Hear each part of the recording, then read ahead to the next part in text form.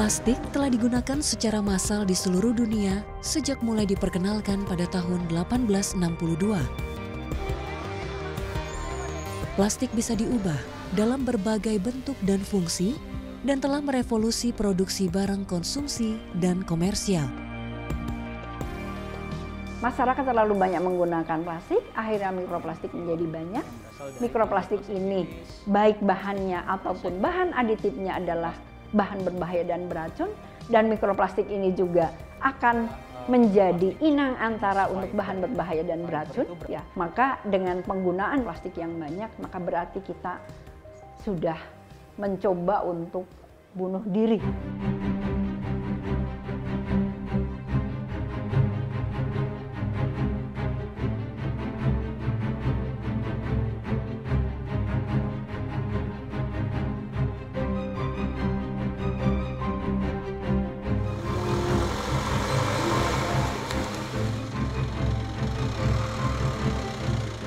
Sampah itu bisa terkelola dengan baik di sumbernya. Tidak perlu lagi mungkin perjalanan sampah itu jauh ke TPS atau mungkin nanti jauh ke TPA. Tapi di sumbernya sudah terselesai dengan baik sehingga tadi bahaya-bahaya seperti mikroplastik kah atau mungkin bahaya-bahaya laten lainnya itu bisa sudah kita reduksi. Ini mikroplastik, ini plankton, ini plankton. Dia memiliki bentuk yang mirip-mirip ini ya. Dan ketika dia ada di lingkungan, di sungai misalnya, dia akan dimakan oleh ikan karena ikan tidak bisa membedakan antara mana yang plankton, mana yang mikroplastik gitu ya. Kini, plastik yang awalnya adalah sebuah inovasi berubah menjadi ancaman.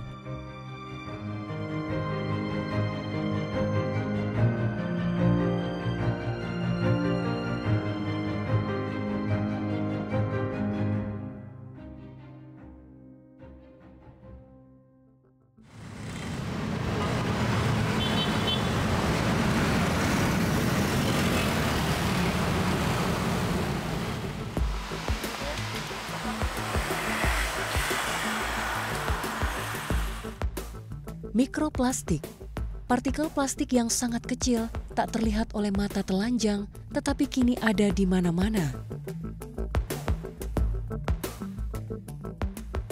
Mikroplastik tersebar di udara yang kita hirup, tanah tempat kita pijak, hingga air yang kita minum.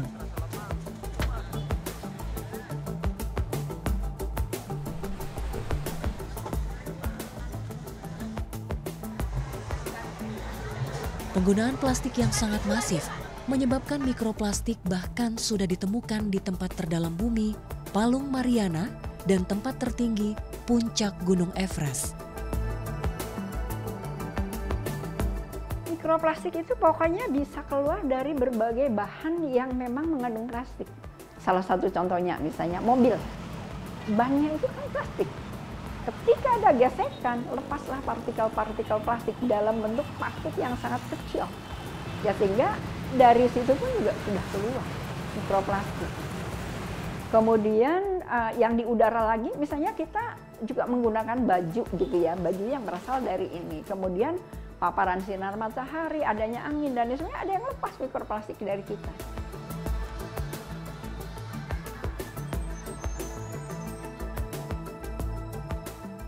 Belum lagi dari plastik yang tadinya makroplastik, katakanlah misalnya bekas membawa apa, kan sekarang ini hampir semua barang itu dibungkusnya dengan menggunakan plastik.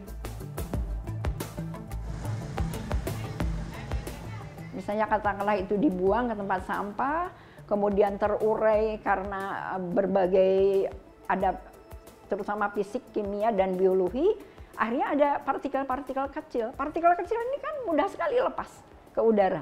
Sehingga akhirnya udara kita itu rata-rata memang ada terkontaminasi oleh mikroplastik. Sehingga setiap saat kita bisa menghirup itu ya mikroplastik yang ada di udara. Semua hewan darat yang bernapas dengan menggunakan paru-paru, termasuk juga manusia, itu akhirnya bisa menghirup udara yang sudah terkontaminasi mikroplastik.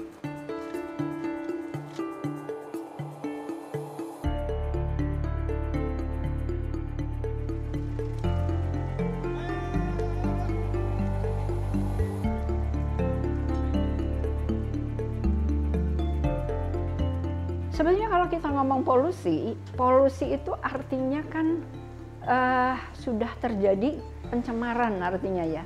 Di situ ada ambang batas, ada baku mutu. Nah, kenyataannya sampai hari ini kita masih belum ada. Jadi selama baku mutu belum ada, nggak bisa kita katakan itu tercemar.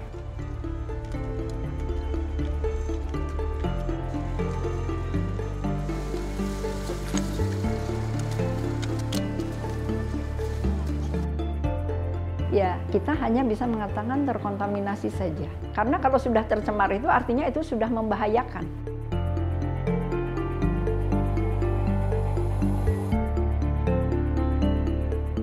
Jakarta, salah satu kota besar di Indonesia, menghadapi permasalahan dalam pengelolaan sampah. Pada tahun 2022, Jakarta menghasilkan lebih dari 7.500 ton sampah setiap harinya. Dengan sampah anorganik sebanyak 3.749,84 ton. Masalahnya, sebagian besar sampah ini tidak dikelola dengan baik dan memiliki potensi besar untuk terurai menjadi mikroplastik tanpa kita sadari. Di Jakarta ini mayoritas sampah itu berasal dari sampah rumah tangga. Dan sampah jenis sampah rumah tangga artinya sampah itu bentuk atau jenis sampah rumah tangga tetapi berada di kawasan-kawasan. Sampahnya sama seperti sampah rumah tangga.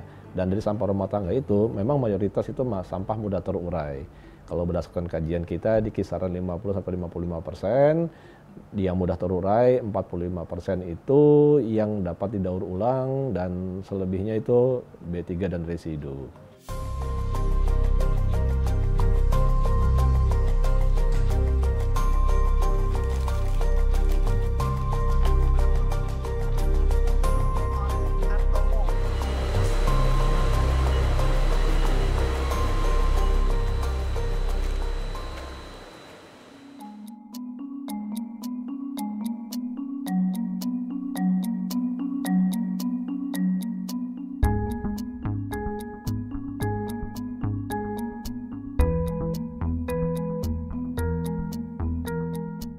Mikroplastik adalah ancaman yang mengintai tanpa disadari. Meski saat ini statusnya hanya terkontaminasi, potensi bahaya dari mikroplastik sangat besar. Setiap partikel ini membawa bahan kimia berbahaya.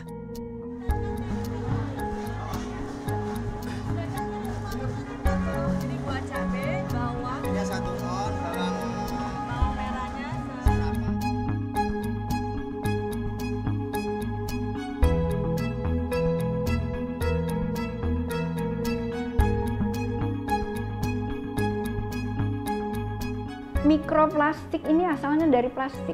Plastik ini sendiri dibuat dari bahan yang masuk ke dalam bahan berbahaya dan beracun. Nah, ke dalam plastik ini biasanya sesuai dengan ini. Oh, mau yang apa? Mau warna, misalnya. Mau warna. Mau warna. Nah, yang dimasukkan ke dalam warna ini kan bukan pewarna kue, ya.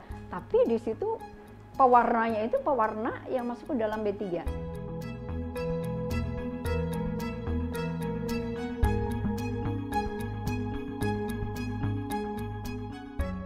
Plastiknya ini menjadi lentur, karena kalau kaku kan susah ya, kan karena ada plastiknya kalau untuk bungkus-bungkus kan yang lentur, gitu ya. Jadi biasanya menggunakan lagi nonil panel misalnya ya, menggunakan petalat, kemudian bahan-bahan yang lainnya yang ditambahkan yang kita istilahkan dengan bahan aditif ini rata-rata B3.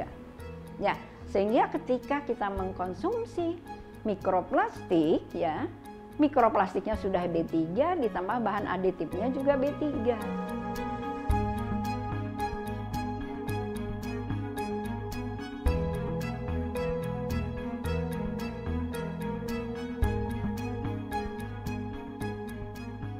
Karena ikatan antara B3 dengan mikroplastik itu bukan ikatan kovalen, tapi ikatan-ikatan non-kovalen yang memang mudah sekali dilepas. Gitu. Sehingga akhirnya mudah sekali masuk ke dalam tubuh dan dibawa darah dan seterusnya dan seterusnya. Itu sifatnya sistemik, jadi ke seluruh tubuh.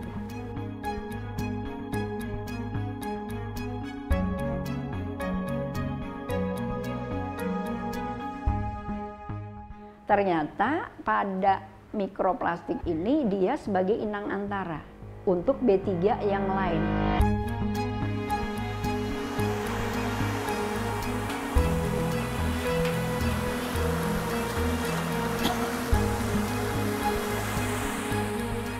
Jadi apa yang ada di air, di situ ada B3, nempel ke situ.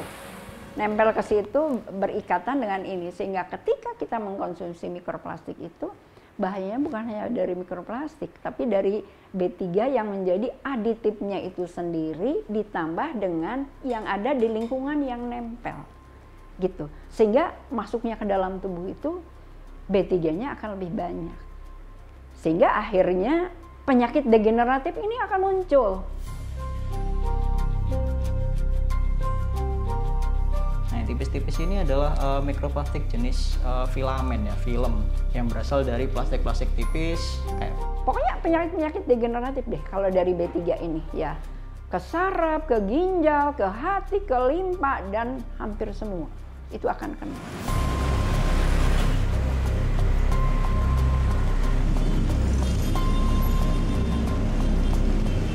Proses deposisi basah dan kering memainkan peran besar dalam penyebaran mikroplastik. Deposisi kering terjadi ketika partikel mikroplastik tertarik gravitasi bumi, jatuh ke tanah, dan menyebar di daratan. Sebaliknya, deposisi basah terjadi saat hujan mencuci partikel-partikel ini dari udara dan menurunkannya ke ekosistem perairan. Dengan demikian, mikroplastik akhirnya mengontaminasi air, tanah, dan pada gilirannya masuk ke rantai makanan kita.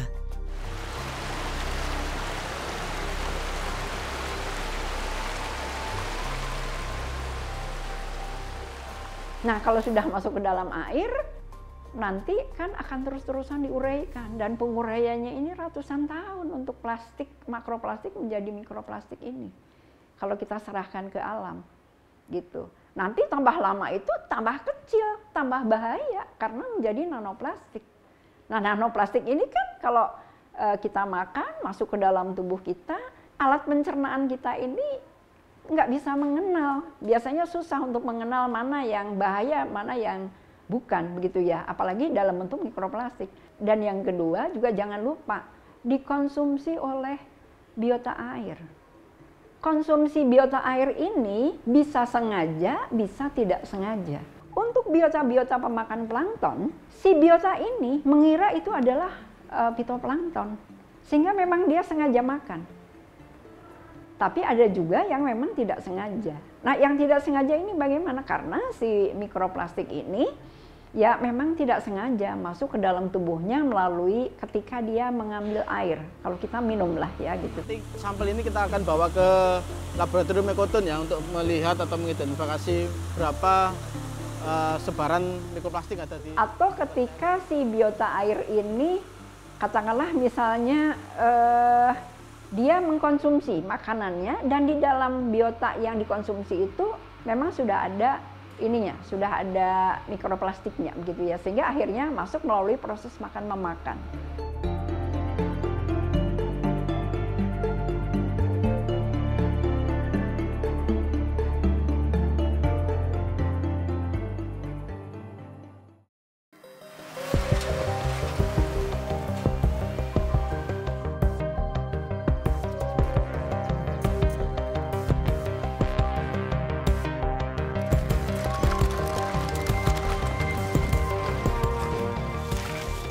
Melalui inisiatif Jakarta Recycle Center, Jakarta mencoba mengatasi masalah sampah dengan berfokus pada pengelolaan sampah secara efisien sejak awal dari sumbernya.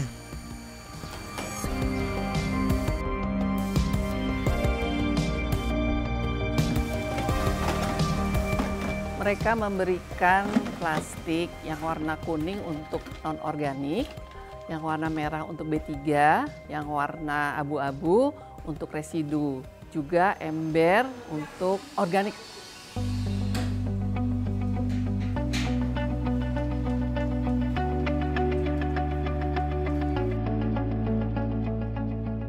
Nah, Memang awal-awalnya mungkin ada beberapa yang masih tercampur antara organik sama non-organik. Belakangan ini sampai ke sini sudah cukup hampir kurang lebih 5 tahun berjalan dengan baik, Pak.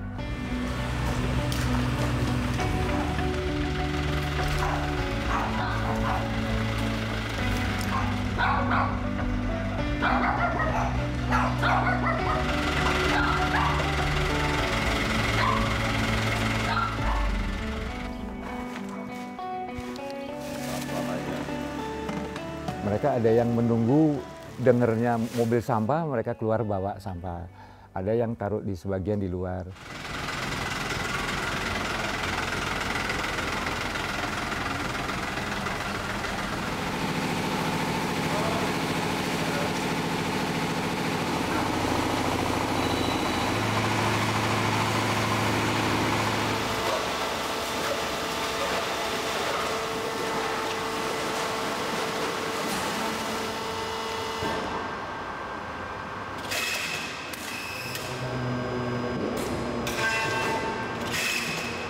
Jakarta Recycle Center atau JRC itu saat ini sudah ada satu lokasi ya di Kecamatan Pesanggerahan. Itu saat ini mengelola sampah yang berasal dari 6 model area. Kalau kita bisa sebut mungkin 6 RW atau 6 model area tadi.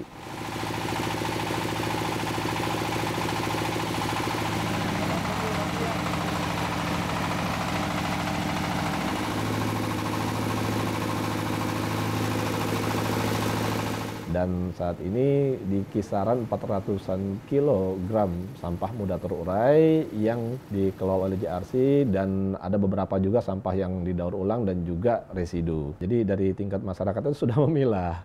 Ya, jadi 6 model area tadi yang saat ini sudah berjalan di Kecamatan Pesanggerahan itu memang sudah dari sumbernya sudah memilah, sehingga sampah yang dibawa ke plant tersebut itu sudah terpilah dengan baik.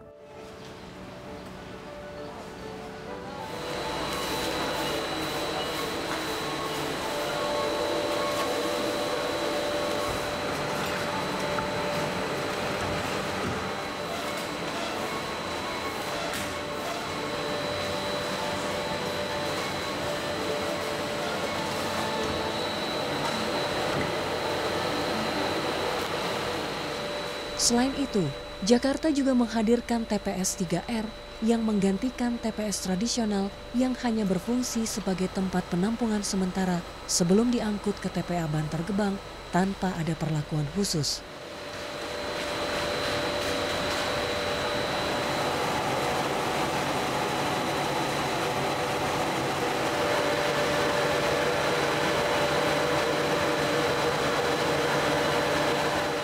Artinya sampah yang datang dari masyarakat itu masuk ke TPS 3R, ada treatment di situ. Kalau tadi tidak ada treatment, sekarang ada treatment di mana di situ ada mesin TPS 3R, ada yang mempunyai plan kompos, ada yang mempunyai plan BSF atau maggot, ada yang mempunyai plan bank sampah.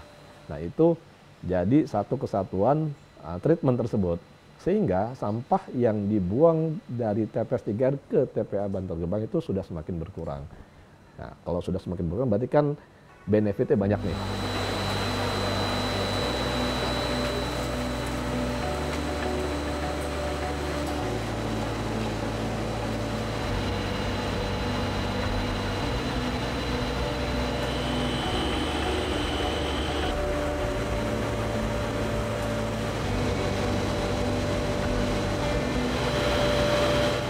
Tadi sampah yang datang dari warga ke TPS 3 itu diolah dengan maksimal mungkin, dengan optimal mungkin. Artinya sampah yang masuk tadi ada di pengolahan awal atau pemilahan awal. Memang kalau kita bicara pemilahan tadi ya, hakikat pengolahan sampah itu pemilahan sampah.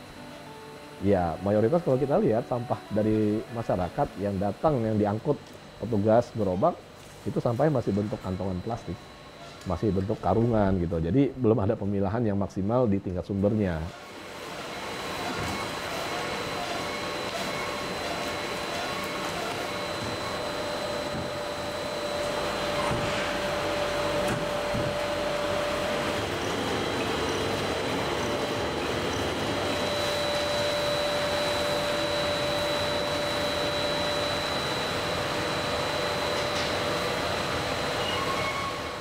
dengan adanya 3R ini, itu bisa mengurangi sampah yang sebelumnya hanya kumpul, angkut, buang, katakanlah masuk 25 ton, keluar 25 ton ke TPA, ini masuk 25 ton, yang keluar outputnya itu bisa langsung ke, kan output itu bisa, kalau memang tadi ya, semua pengelolaannya maksimal, itu yang dibuang hanya kisaran bisa jadi kisaran 20-30% saja. Artinya sudah sedikit nih yang berkurang yang dibuang ke TPA Bantar Gebang.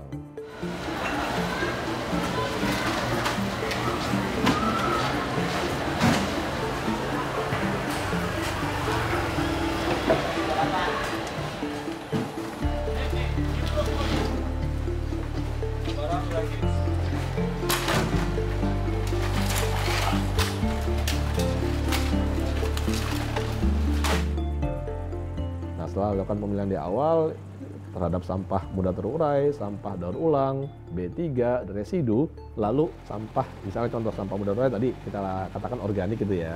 Nah, itu bisa lari ke plant kompos jika ada yang dekat plant kompos di TPS 3R. Lalu bisa juga BSF, Black Soldier Flash atau Maggot. Nah, itu bisa ke situ, atau biodigester untuk yang mudah terurai. Yang daur ulang, jika plan TPS 3 itu ada bank sampahnya, itu bisa lari ke bank sampah.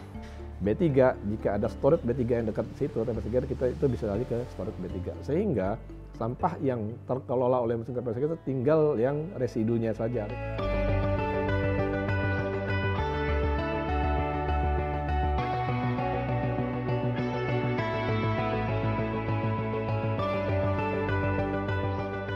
Karena kalau kita berharap hanya kepada kumpul angkut buang, paradigma kumpul angkut buang, itu kita akan selamanya seperti itu dan akan selamanya kita tidak baik dalam pengolahan sampah. Kalau misalnya kumpul angkut buang, sekarang TPA Bantar Gebang kalau kita sama-sama ketahui sudah penuh. Jadi berhati-hatilah menggunakan plastik, seirit mungkin kalau memang bisa tidak menggunakan plastik, jangan gunakan plastik.